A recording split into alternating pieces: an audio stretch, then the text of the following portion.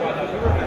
और यकीनी तौर पर DCFA पाकिस्तान हर प्रमोशन करती है बगैर किसी लालच तमाम के, तो फार्मर्स के लिए टेक्नोलॉजी लाती है, अच्छी प्रोडक्ट्स लाती है और फार्मर्स के लिए इन इवेंट्स का हिस्सा बनती है।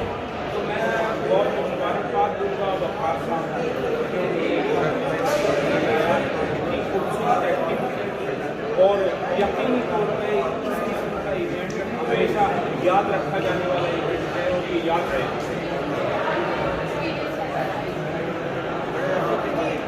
मेरा तो बहुत ज़्यादा अच्छा रहा। हम कराची में इवेंट्स करते रहे, वो अपनी जगह पर इवेंट है, पर लाहौर के हब है डेयरी का भी, और 70% राजस्थान का मालिक पंजाब है। पंजाब में ऐसे इवेंट की शान कुछ हो रही होती है, तो यकीनन कुछ